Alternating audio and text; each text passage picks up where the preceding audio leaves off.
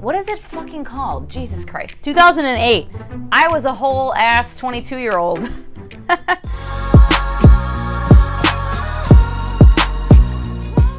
Well, hello. Welcome back to my channel. Joshana here to talk about some friggin' books. So recently I popped onto the YouTube, like, what is it called? Like the post, where you just post something to the timeline. You know what I'm talking about, comment. What is it fucking called? Jesus Christ, I don't know. At any rate, and I asked you all, number one, does anybody see these things?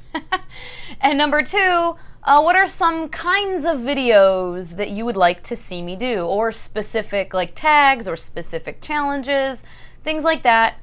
Lily, can you, hey! Lily is in here like, yeah, hi baby. What are you doing? You sniffing everything? Because I got stuff just all over the place and you're like, what the hell is happening? You want to come here? Oh, wow. You're so cute, aren't you? Oh my gosh. Oh. Hi. You don't want to be on camera? As per usual, I'm like, your foot is right on my mic. Are you the cutest? You said, I am so annoyed. I don't want to be here. I don't want to be on camera, Mom, please. What are you looking at? What do you see? Okay, you're going to get down. At any rate, you all gave some lovely ideas, and there's some things that like I've thought of doing, but I'm like, I don't know if anybody would care. So it was nice and helpful for everyone who responded to, like, I don't know, solidify like some of the things I've thought of people would actually want to see. So yeah, really appreciate it. Thanks so much. And one thing was some top 10 lists, or just, you know, faves, lists of favorite genres, favorite kinds of books, etc. So today I am doing a top 10 young adult books. My 10 of my favorite young adult books. So young adult age range of various genres. So, okay.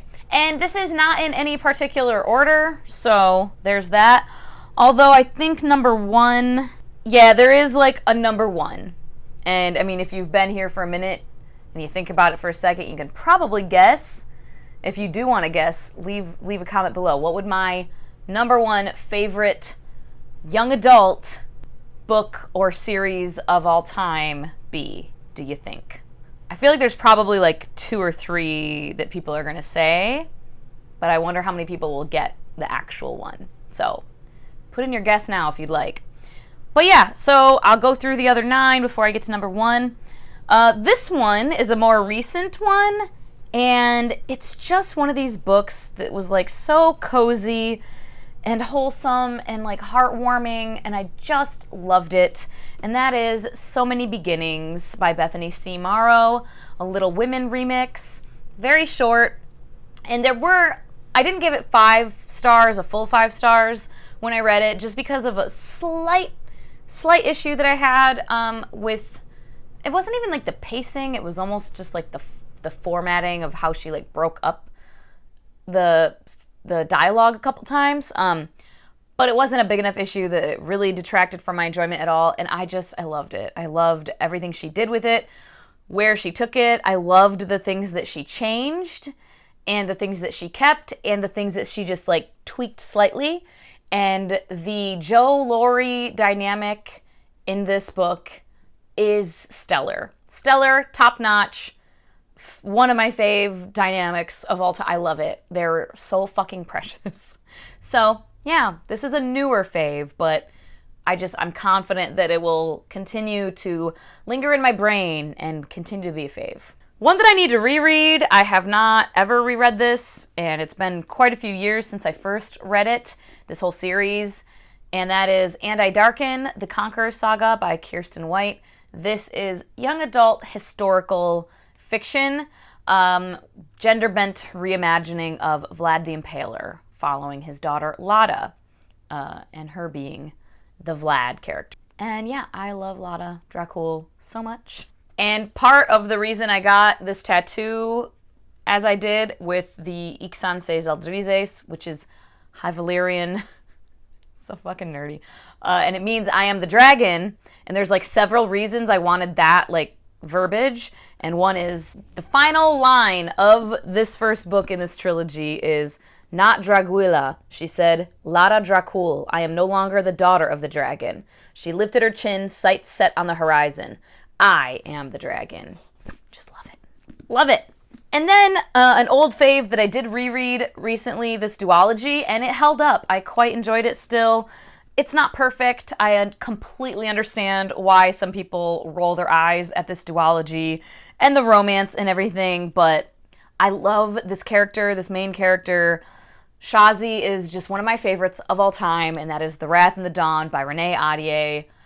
I just love Shazi. I love her so much. And yeah, even though it's not perfect and the romance dynamic is, I understand why people are like, okay, but I just love it. I just think it's so fun.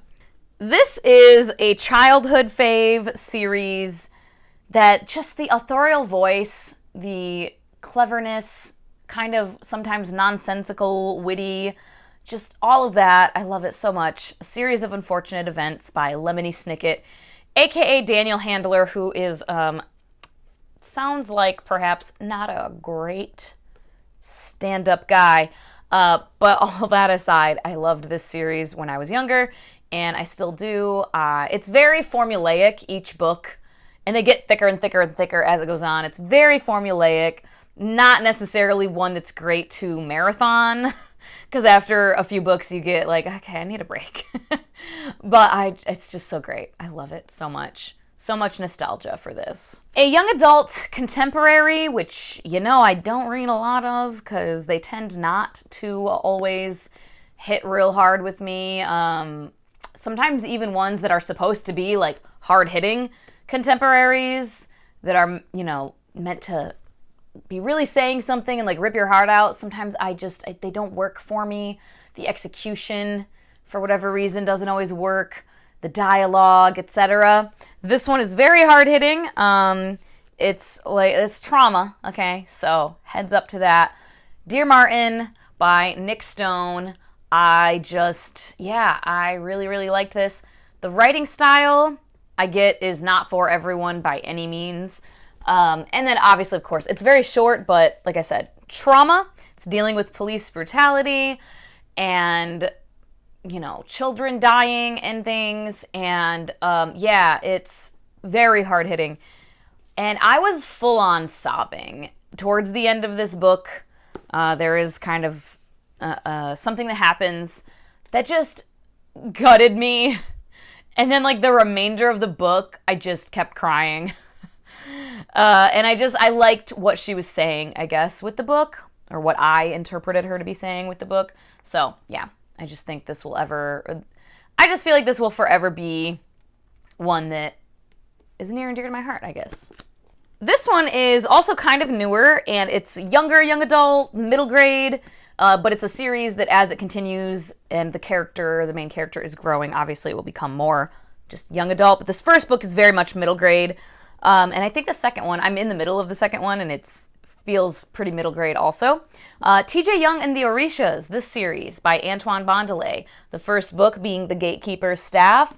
I just really enjoyed this, and I'm like, I feel bad saying, I was so surprised, because it's not like I went into it expecting not to like it. I've read several other things from Antoine, and I really enjoyed those as well. But this one, because it was middle grade, I was like, I'm going to give it a shot. I've read Antoine's other works, and I've enjoyed them, and I'm going to give this one a try. But I was expecting to end up feeling probably kind of middle of the road, just because younger YA and middle grade, I just don't pick it up a lot. But oh my God, so fun, so great. I just loved it so much. It was such a good time. So, yay.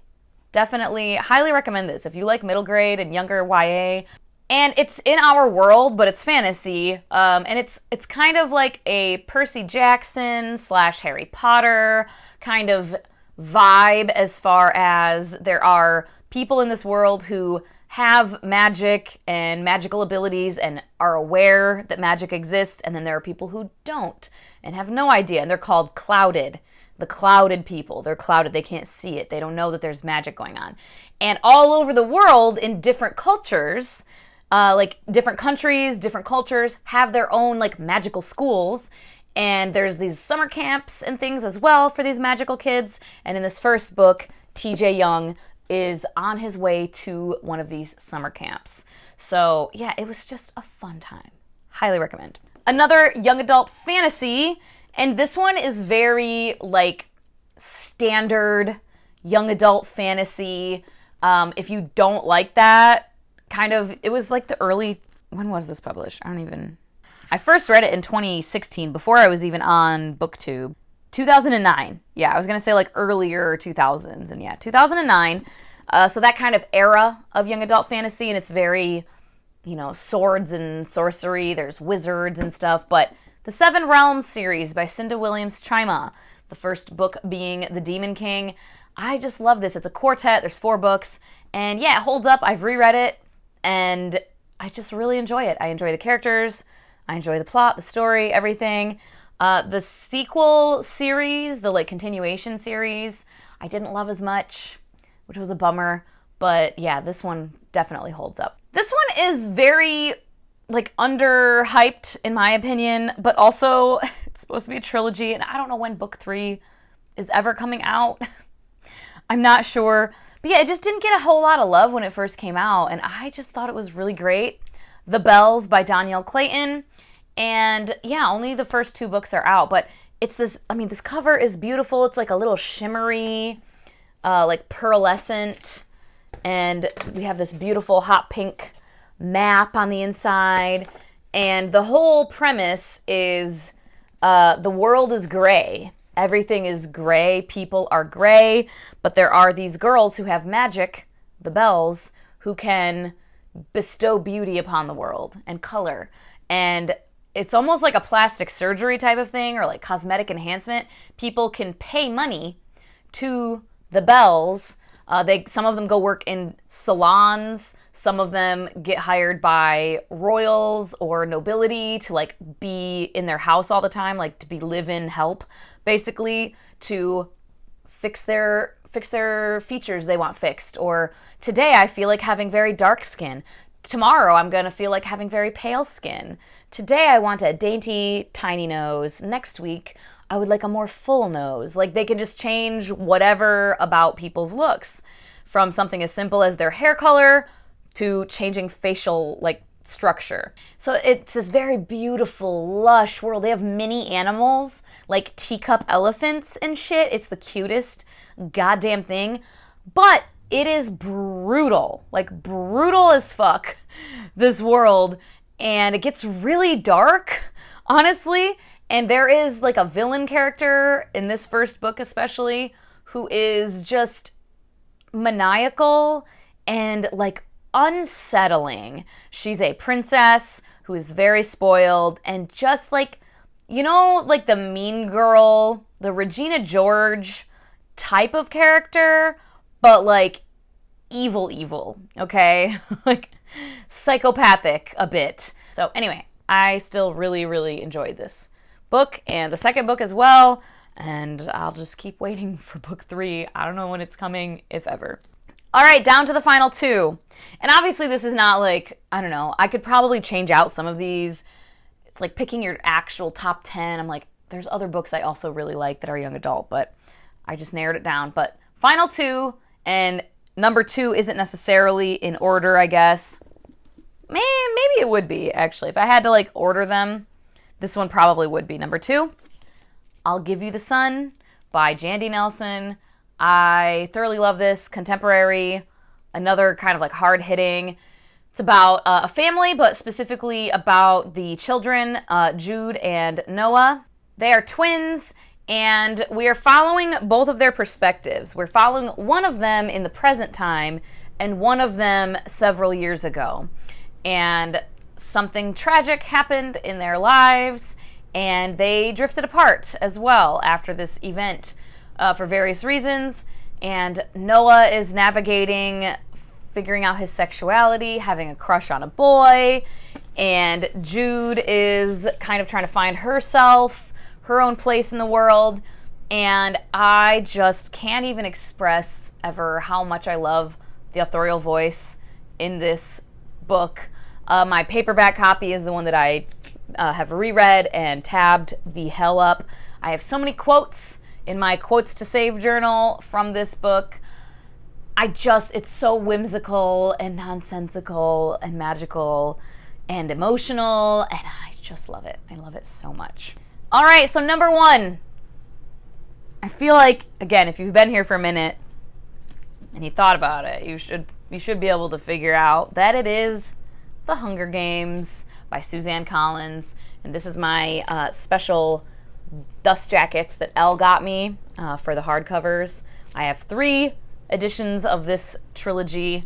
I would love to get more. I will get more in the future. I love this series so much, and it holds up. And yeah, I can't even, I love it. I love it so much. The movies, I feel like these are some of the best book to movie adaptations, but I do still like the books better just because you get more information because you are in the main character's head.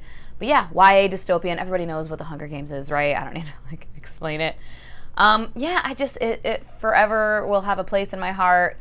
The nostalgia, I will always hold it near and dear because of that, but also it really does hold up. And I mean, I didn't read these when I was like a kid. These weren't from my childhood. When was it first published? Yeah, 2008. I was a whole ass 22-year-old when this first book came out. And I just saw it at Target one day when I was living back in Michigan. And I think I had kept seeing it, the first one in paperback, and it just kept drawing my attention. And one day I was there and I was like, I'm just gonna buy it. Let me check this book out. And I freaking binged it in an evening, screamed about it to everybody who I knew that liked to read. I was like, have you read The Hunger Games? Have you read The Hunger Games? You have to read The Hunger Games. I got so many people to read it and all of them loved it. And yeah, number 1 in my heart for young adult books. And there we have it. That is all. That is all 10.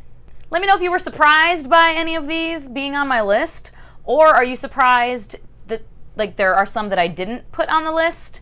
Again, like I said, there's more that I do enjoy than just 10 that I would consider favorites that I could probably swap out. Yeah, let me know if there's any that you're like, oh my god, I really thought that was going to be on your list.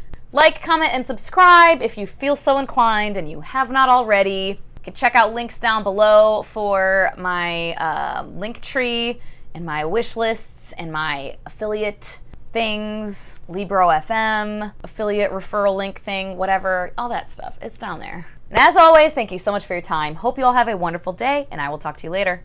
Bye-bye.